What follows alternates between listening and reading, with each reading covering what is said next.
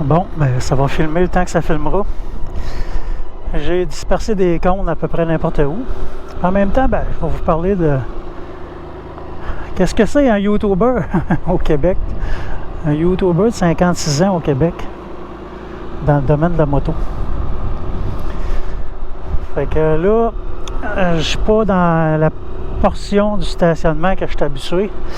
Parce que, comme vous pouvez voir, il y a plein de cônes à l'autre bout. Les policiers de la ville de Sherbrooke, probablement, qui se pratiquent là. Là, je vais essayer d'avoir... je n'ai fait un peu tantôt. J'ai travaillé gros avec mon frein arrière, et ça sentait chauffer tout à l'heure. J'espère que le son de la cossaille ne sera pas trop déplaisant, parce que des fois, elle scille. Puis moi, ben, je vais m'amuser. Ce ne sera pas des U-turns, parce que je me suis lancé comme défi de faire 1000 U-turns, 1000 demi-tours. Mais là, ça va être plus des virages là, en épingle, quelques U-turns. Puis en même temps, ben, j'ai pensé que ça serait bon que je vous parle de ce que c'est être YouTuber au Québec. Parce que depuis plusieurs années, c'est arrivé à plusieurs reprises que des gens me demandent des conseils, des trucs, parce qu'ils veulent s'ouvrir une chaîne YouTube et produire du contenu. Parce qu'on appelle ça de même, les producteurs de contenu. Il y a toutes sortes de termes, qu'on les aime ou pas. YouTuber, influenceur.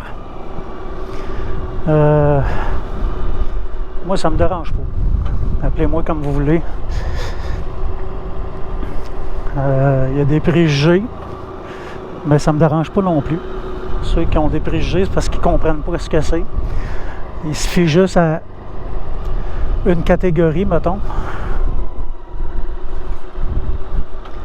Fait que bon, faut que je reste quand même concentré quand je tourne. Pendant que je vous parle, au moins je passe à la route. Il n'y a pas de véhicule. Fait que moi, ben, comme dans tous les domaines, j'aime bien aider le monde. Je suis assez... je suis pas avare de ce que je sais. Mes ressentis, mes expériences. Ça veut pas dire que mes expériences sont les meilleures. Ça veut pas dire que j'ai la vérité infuse, mais quand quelqu'un me pose des questions, ça me dérange pas de dire ce que je sais. J'en ai des gens qui avaient une chaîne YouTube, mais ça arrivait même plus qu'une fois. Ils me demandaient où est-ce que je prenais ma musique, la musique dédouanée, pour être capable de monétiser. Parce qu'à un moment donné, si tu veux être monétisé, ben en tout cas, dans mon temps, ça prenait 1000 abonnés, puis je me souviens pas comment de vues, là. Puis là, si tu as de la musique pas dédouanée, ben tu peux pas être monétisé. Puis là, ben ce que je faisais dans mes débuts, je cherchais sur YouTube musique dédouanée. Il y avait des musiques que je pouvais récupérer.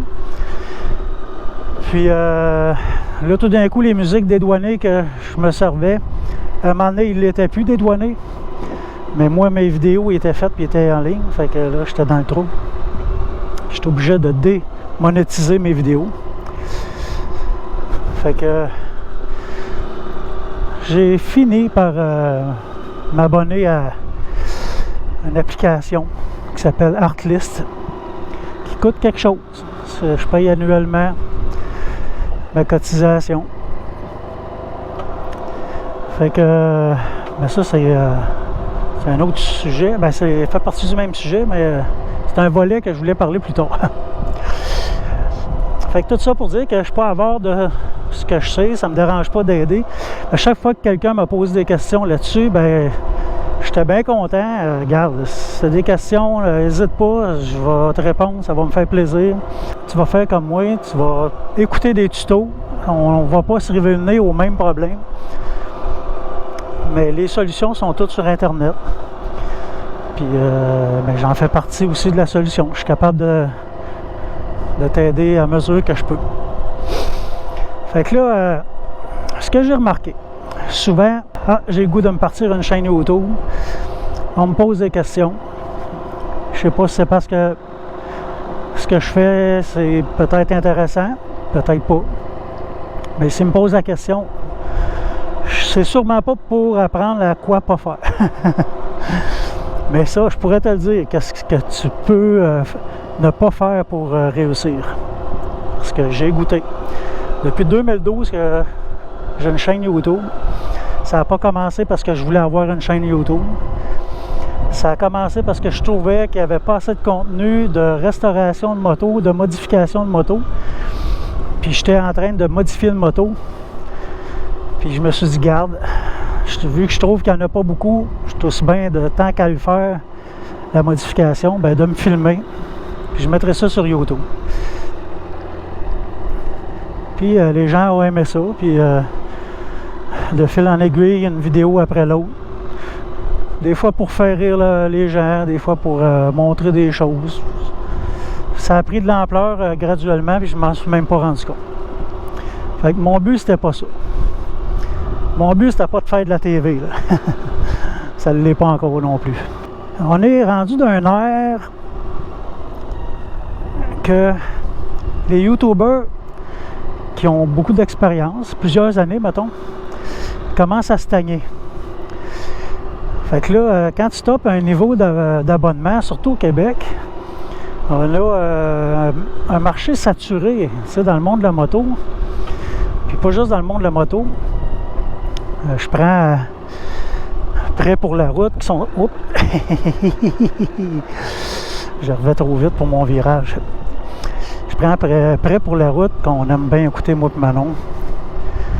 Dans le monde du VR, camping, boondocking, ils sont très populaires, très professionnels, bien meilleurs que bien des émissions de télévision. Ils sont attachants. Fait qu'ils ont trouvé la recette. Ils ont une recette très efficace. Mais ça, quand tu commences à checker les chiffres, il faut dire aussi qu'eux, ils vivent de ça, là. C'est leur gagne-pain, là. Fait que l'ascension des abonnés puis des visionnements, ça fait que l'argent rentre plus. C'est bien le fun. Mais à un moment donné, tu fais face à ça. La stagnation. Moi, je suis là. Moi, j'ai pas 10 000 abonnés. Ça fait un bout de temps que je suis proche du 10 000 abonnés, puis ça avance plus. Parce que le marché au Québec, il est comme ça. Donc là, je pourrais tomber dans les stratégies. Comme tous les YouTubers essayent de faire. Stratégiquement, bon, OK, qu'est-ce que je peux faire? L'intelligence artificielle. Il y a plein de producteurs de contenu qui expliquent quoi faire pour contrer l'algorithme de YouTube. Pour aller chercher plus d'abonnés, plus de visionnements, plus de revenus. Là, de quel sujet tu devrais parler? L'intelligence artificielle rentre en ligne de compte avec ça. Bon, OK, peux-tu m'aider à me trouver un sujet qui va pogner, qui va être intéressant, qui pourrait générer beaucoup de visionnements? Là, moi, où ce que je décroche là-dedans, c'est tu n'es plus en train de faire ce que tu as le goût de faire. Quand on regarde ça, être YouTuber, c'est pas un métier qu'on a appris à l'école. Moi, je suis plombier. J'ai appris ça à l'école, être plombier. YouTuber, la plupart des gens ont commencé ça pour avoir du plaisir. Parce qu'ils ont le goût de s'amuser, puis, je sais pas, montrer ce qu'ils savent faire, puis apporter quelque chose. En tout cas, quand j'ai commencé, il y en avait de moins, pas mal moins dans ce temps-là. En tout cas, moi, j'avais pas dans la mentalité, hey, je vais me partir une chaîne YouTube, puis là, je vais faire de l'argent avec ça. Pas en tout. Loin de moi, loin de moi, dans l'idée d'avoir un revenu avec ça. C'est sûr qu'avec la popularité de la chaîne, à un moment donné, tu te rends compte, OK, bien là, tant qu'à en faire, puis tant qu'à investir, parce que n'oubliez pas que ça prend des caméras, ça prend du matériel, puis tu t'ambitionnes. À un moment donné, tout ce que tu fais, tu te dis je vais le filmer, c'est du contenu, comme je suis en train de faire là. Mais tu développes, tu provoques des événements, tu provoques des sorties, tu provoques des voyages, tu provoques toutes sortes de choses qui vont te permettre de produire du contenu. Ça, c'est de l'argent. Là, les gens vont dire hey, oui, ils voyagent, c'est le fun des voyages. Il y a des caméras, il y a toutes sortes d'affaires. Oui, c'est le fun. Mais ça a un coût. Les voyages, là, c'est pas gratuit. Une petite parenthèse, là, je suis sur la Cossaise parce que je pars en fin de semaine. Faire un beau voyage, vraiment, un voyage expérimental. Un voyage de courbe en fou. Puis là, ben, j'avais 2 pneus usés à moitié. Sur la Cossaise, je peux compter faire autour de 10 000 km avec un set de pneus. Puis le voyage que je m'en vais faire, il y a 6 400 km. Puis mes pneus étaient déjà à moitié. Fait que j'ai acheté 2 pneus neufs. Il se passe toujours la même chose. Chaque fois que je reviens d'un voyage, ils sont toujours usés à moitié. Puis je suis le guide accompagnateur. Fait que moi, il faut que je donne l'exemple. Je n'arriverai pas avec un tailleur que vers la fin de mon voyage, il était à la fesse. Puis je commence à courir les concessionnaires pour changer mon pneu. Ou si je pogne une journée pluvieuse, je risque de faire de l'aquaplanage. Surtout que j'ai ma conjointe avec moi et qu'elle n'aimerait pas ça que je dise ça. Elle n'aime pas le mot conjoint. J'ai ma femme avec moi sur la moto. Fait que c'est ma sécurité et la sienne qui sont en jeu. Fait que pour moi, je me fais un devoir d'avoir des bons pneus à chaque voyage. Bon, ça a un coût. J'ai changé mes plaquettes de frein. Il était à moitié. Moi, je travaille beaucoup dans les courbes avec mon frein arrière. Fait que même s'il était à moitié, j'ai pas pris de chance. Ferme la parenthèse. Être YouTuber, à la base, c'est pour avoir du plaisir. C'est ce que je fais. Je veux faire ce que j'ai le goût de faire. Puis, je me jure bien de ne pas produire du contenu pour avoir des chiffres. Si les chiffres viennent avec mon contenu, je vais être bien content. Je vais être très heureux. Parce qu'on ne crache pas sur le prix d'un café additionnel. Mais je veux pas embarquer là-dedans. Toujours être sur les statistiques puis quelle stratégie que je peux avoir pour améliorer le référencement. Puis, oui, je peux regarder ça, je peux un peu m'en inspirer, mais je veux pas changer ce que je suis. Là, ça fait plusieurs vidéos que je fais rapidement qui nécessitent pas beaucoup de temps de montage, comme celui que je suis en train de faire là. Parce que je suis en train de faire le film de la traversée du continent que j'ai fait l'été dernier. Puis là, c'est un vrai film, un long métrage. J'ai jamais fait ça. C'est énormément de temps. Puis, le côté stratégique, c'est que j'ai des gens, peut-être vous, qui êtes en train de m'écouter, qui sont fidèles, qui suivent à tous les dimanches matin les vidéos, puis qui les attendent. Fait que là, je me sens un peu mal de rien produire. Bon, veuillez m'excuser, mon micro il a lâché. Fait que je vais continuer quand même dans mon garage pendant que vous me regardez tourner encore. Mais c'est ça. C'est que je pense à vous. Je sais qu'il y a des abonnés qui sont là, fidèles, tous les dimanches matins. Donc, je me fais un devoir de produire du contenu. Je le fais pas tous les dimanches. Des fois, j'en saute. Ça peut arriver justement bientôt. Je vous fais pas du contenu non plus, juste pour faire du contenu. J'ai beaucoup de sujets que je veux vous parler. J'ai une liste de vidéos à faire d'avance. Puis, c'est juste que je mets un peu moins d'énergie à construire parce que j'ai pas le temps. Ça va être moins fignolé, moins léché, si on pouvait dire ça comme ça. Les effets, les angles de caméra, le drone, C'est beaucoup de temps, beaucoup d'énergie. Puis, justement, on a un bon exemple. Là. Vous voyez, je filmais, puis le micro il a arrêté. Des fois, je continue, puis je m'en rends pas compte. Là, je retourne chez moi. Il a fallu que je me déplace. J'ai passé du temps, 1 heure, 2 heures, à tourner une vidéo. Je reviens chez moi, load les caméras, puis je me rends compte qu'il me manque des scènes, il me manque des séquences, les sujets sont pas complets, les caméras ont planté. J'ai des vidéos que les caméras ils ont tourné en accéléré, il n'y a rien à faire, j'essaie de le ralentir, ça marche pas. C'est compliqué. Il y a souvent des bugs. Il n'y a pas tout le temps des bugs, mais il y a souvent des bugs. Donc là, je fais des vidéos comme celui que je suis en train de faire parce que il y a selon moi un besoin. C'est pas le besoin de 100% de mes abonnés. Il y a quelques abonnés qui m'ont posé des questions avec les années. Puis là, je réponds un peu à ces questions-là. Pourquoi tous ces gens-là qui sont intéressés de devenir YouTubeurs, de commencer à produire du contenu, à faire des vidéos, finissent par abandonner. C'est vraiment pas évident comme métier. Puis je le comprends aussi que vous ayez abandonné. Tout mon entourage, tous les gens voient le travail que je mets, les heures, les sacrifices, se demandent pourquoi je continue à faire ça. Si c'était pas de la passion, c'est sûr que j'aurais arrêté, là, étant donné que c'est pas payant, et puis que c'est à toutes les heures, je comprends pourquoi les gens abandonnent. Mais j'encourage toujours. J'ai déjà fait une vidéo où je disais j'ai pas de compétition. Là. Ça me dérange pas, moi, d'aider le monde, de parler à n'importe qui.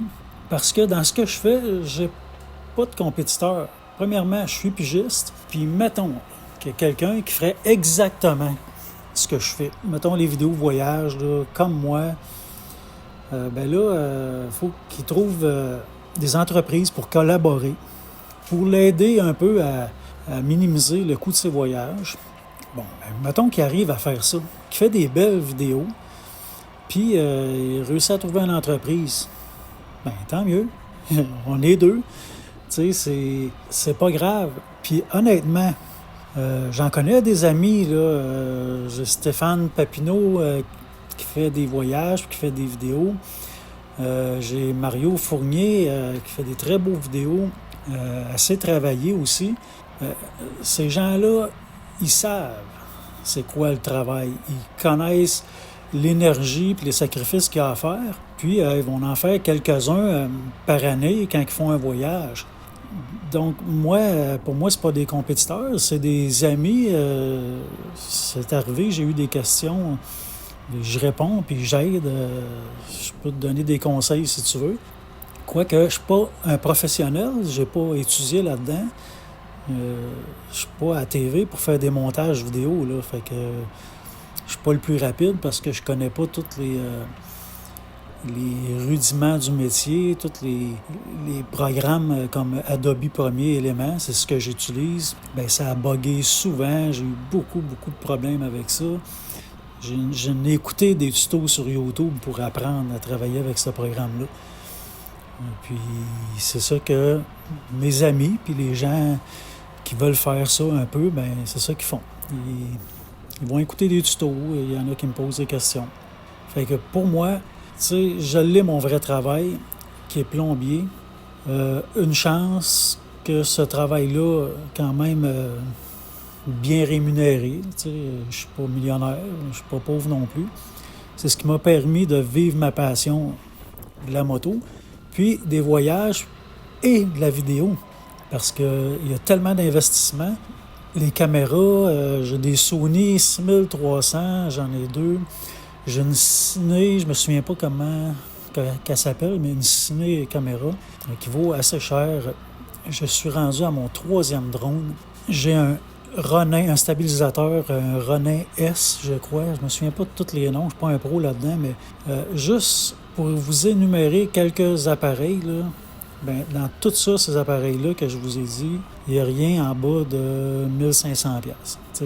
Fait que, pour dire qu'on a des compensations à travailler avec des partenaires, j'ai déjà fait un exemple.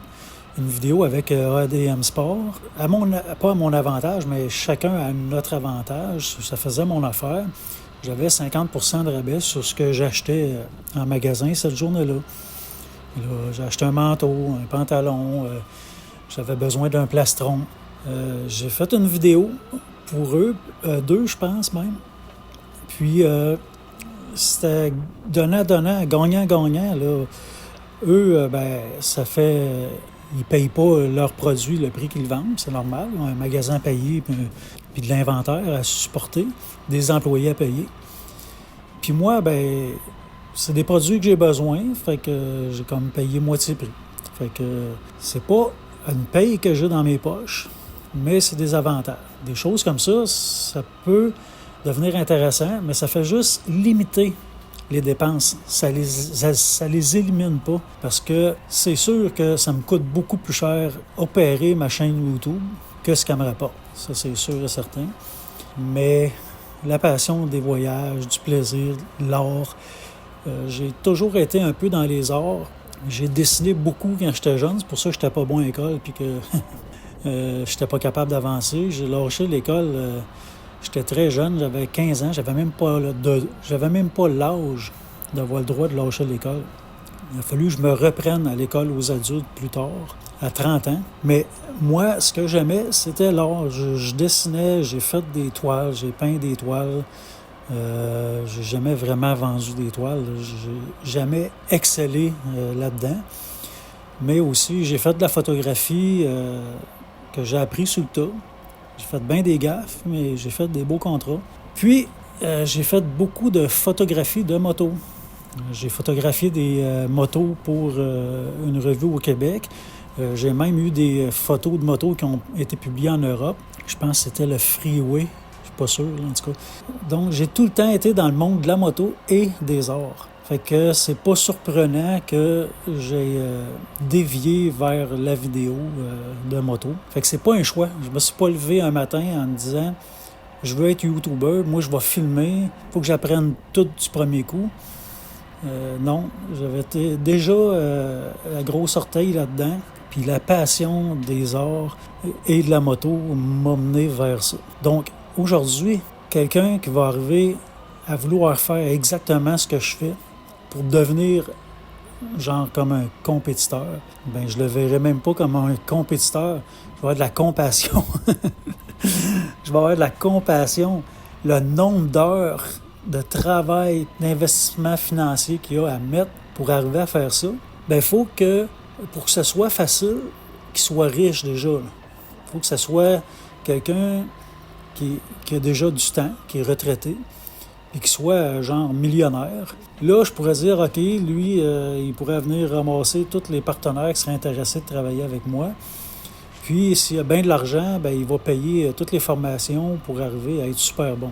Mais à part ça, quelqu'un comme moi, qui part de rien, apprendre, puis devenir à produire des vidéos pratiquement chaque semaine, toute l'année, depuis 2012 que je fais ça.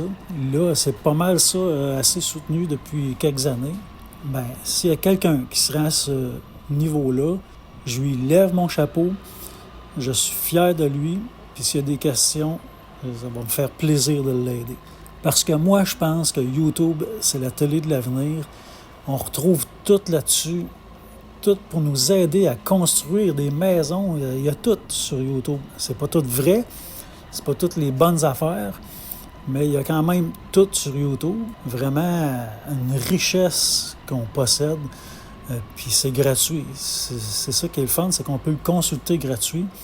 Oui, il y a des pubs, mais ça, rien de gratuit dans la vie s'il n'y a pas de pub. Il y a tout le temps quelqu'un quelque part, prêt à construire quelque chose, mais qui a besoin d'être rémunéré pour. Donc, YouTube, ça peut pas être une plateforme complètement gratuite de Google. Google va aller chercher ses revenus avec les pubs. Puis, pour avoir du créateur de contenu comme moi, il faut qu'il y ait un peu de rémunération. Mais là, ça implique qu'il y ait de la pub. Donc, quand vous prenez le temps d'écouter les vidéos, puis écouter les pubs ou écouter les vidéos au complet, ça nous aide parce qu'on est rémunéré au temps écouté. C'est pas juste les clics, c'est le temps écouté. le temps de visionnement, vos abonnements deviennent vraiment importants. C'est gratuit pour vous. Puis pour nous, ça donne de la crédibilité. Oui, ça donne du référencement pour aller connaître de nouvelles personnes qui sont passionnées de la même chose. Les abonnés que j'espère avoir, c'est des gens qui s'identifient un peu à ce qu'on fait, moi puis Manon, puis qui aiment écouter notre contenu.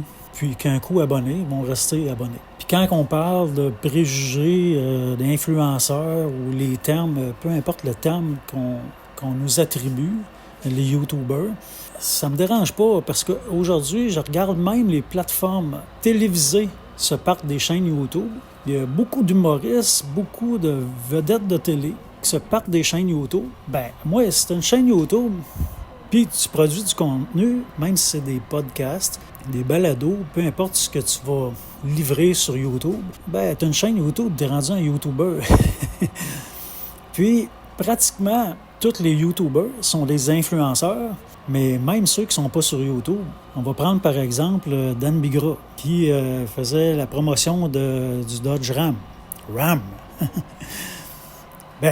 Dodge prend la voix de Dan Bigra parce qu'il est connu, puis il a une certaine influence. Comme Hyundai le faisait avec Guillaume le Métis-Vierge. Guillaume, il disait dans un podcast qu'il était payé jusqu'à 350 000 par année par Hyundai pour en faire la promotion, plus des véhicules fournis. Mais on s'entend que c'est pas lui qui a construit les voitures, là. C'est pas lui qui est sa chaîne de montage. Juste la valeur de son nom, l'influence qu'il a envers les gens, faisait vendre des Hyundai. C'est pas sur YouTube, mais c'est un influenceur. Il influence les gens à acheter des Hyundai. Donc, le métier d'influenceur existe depuis des lunes. Ça a toujours existé. Là, c'est sur des nouvelles plateformes, des nouvelles personnes. On s'entend avec mon langage parlé et écrit. J'aurais pas fait de la télévision.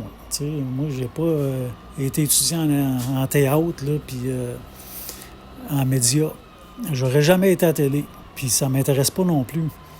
Mais la plateforme de YouTube a fait que des gens comme moi, qui ont des choses à dire, des choses à faire, qui sont passionnés de différentes choses, ont pu librement, même si on se fait juger, parce qu'on a été très boudés même, peut-être encore même, par la télé, parce qu'on est en train de voler une part de l'auditoire, une part de la clientèle qui n'écoute plus la télé, là. Quand on parle à des jeunes, là, ils n'ont même pas la télé. Tout se passe sur leur téléphone. Ça, c'est pas de quoi qui plaît à nos télévisions, là. Fait que j'espère que je vous ai pas trop endormi ou emmerdé avec cette vidéo de tournage en rond. Moi, je me suis pratiqué. J'ai eu la chance de vous jaser avant de partir en voyage. Je suis déjà parti faire un voyage extrême. Puis je vais vous publier des vidéos de ces super belles routes très tortueuses. Merci de vous abonner. Puis empêchez-vous pas de parler de la chaîne YouTube des bikers. Salut tout le monde!